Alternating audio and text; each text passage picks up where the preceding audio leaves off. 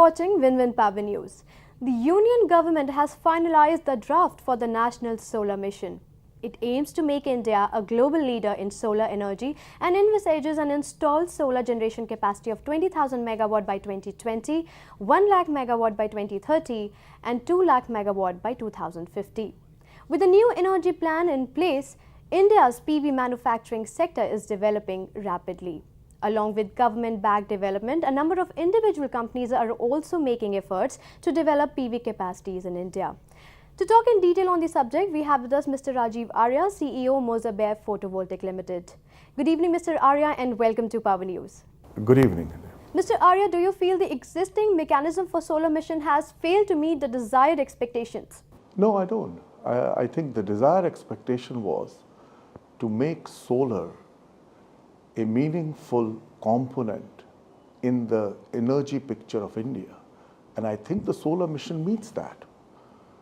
To have about 20 gigawatts of solar by 2020, while sounds very aggressive, I think is the right thing to try to do.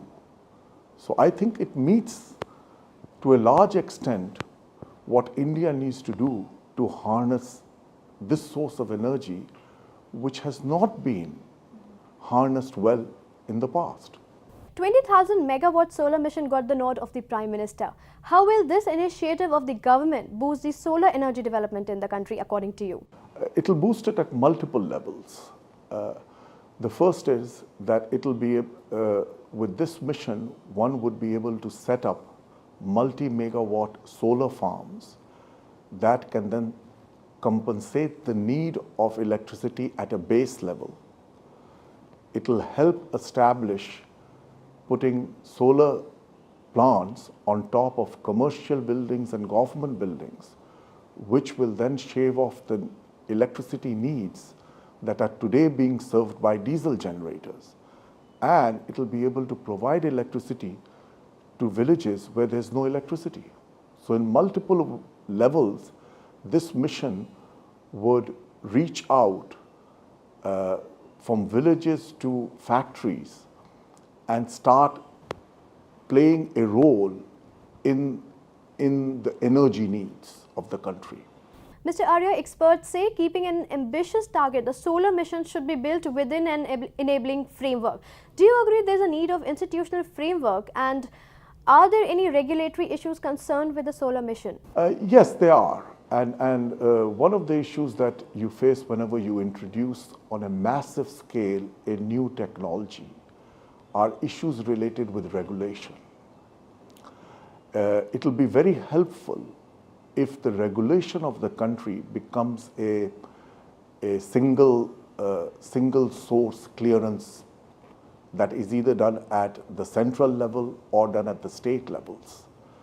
So that the rules of applying solar are uniform across the country. And that will be very helpful. And that will also cut down the time it takes. One of the big advantages of solar is that it's an energy that is available now. It takes less than 6 months from the day you start a solar farm to get electricity out. Most of the other sources take multiple years to get there. So the amount of time that you need to overcome all the rules and regulations and clearances, if that can be streamlined into a single window clearance, it will really help getting a lot of solar on the ground rapidly. Okay, will you agree on the fact that though in India, where most regions enjoy nearly 300 sunny days a year, the cost of light to electricity conversion of around 12 to 20 rupees per kilowatt hour is a major deterrent in the solar sector growth? No, I don't see it as a major deterrent. I see that as a hurdle to cross. We tend to always compare the cost of solar against the cost of baseline electricity generated by some fossil fuel.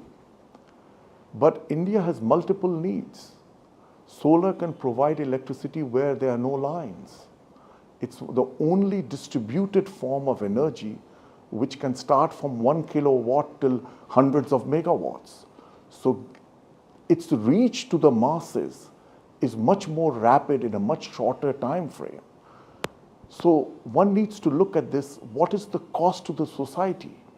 This is a renewable form of energy, whereas all the other forms of energy that we use for power generation do cost our society. Well, my last question is, the government has set a target of 1000 megawatt for solar power generation during the 11th plan and has planned an outlay of rupees 375 crore till the remaining period of the 11th plan. While cost is indeed a deterrent in most cases, how much would financing such innovative projects boost the solar-based projects in a big way? Yes, financing will boost it in a big way. And there is some talk of it will be very useful for the government to set up something like a solar fund where the cost of borrowing is much lower than the commercial cost of borrowing. That will certainly expedite some of these large projects to take off on ground. Well, thank you so much, Mr. Arya, for joining us and sharing your views. And this brings us to the end of today's episode. Do keep sending us your suggestions and views at powernews@utvnet.com or call us on 011 405 60701. Do join us next week. Till then, goodbye and take care.